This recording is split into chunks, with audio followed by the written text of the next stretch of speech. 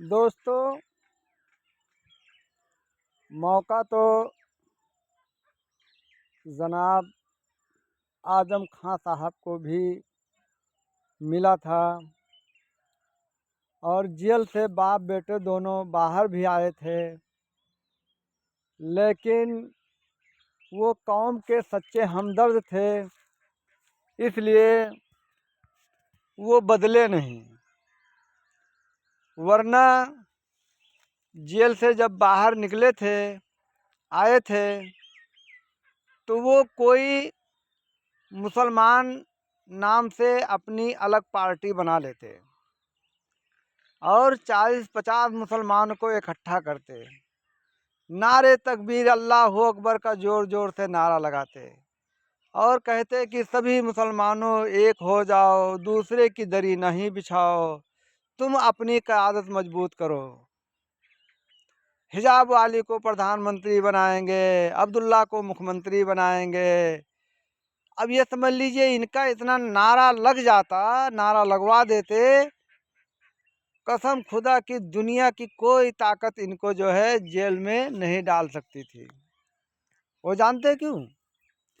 वो इसलिए कि भारत में जो मुसलमानों की संख्या जो है वो समझ लीजिए कि पाव किलो है। जैसे हमारे यहाँ यूपी में 1 किलो के चौथाई को जो है वो पाव कहा जाता है, क्वार्टरली।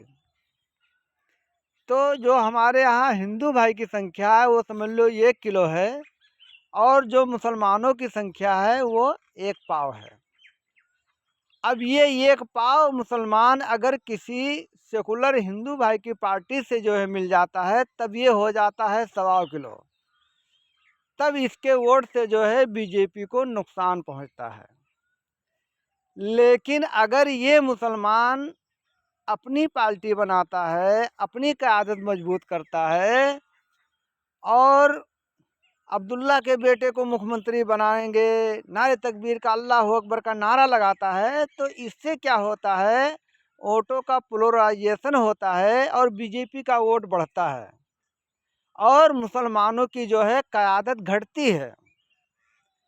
क्योंकि जो है जब ये किसी किलो के साथ मिलेगा तो 1.25 किलो होगा, तो उसकी सरकार बनेगी, तो उसमें हक हिस्सेदारी मिलेगी।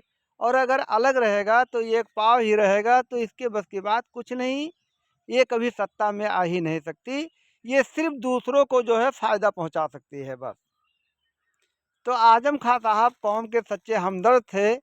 उन्होंने सोचा होगा कि हम अपनी जान बचाने के लिए हम पूरे मुसलमान कौम की जो है जान को क्यों मुसीबत में डालें, तो इसलिए वो खुद जेल जाना मुनासिब समझा, लेकिन कौम के साथ गद्दारी करना मुनासिब नहीं समझा।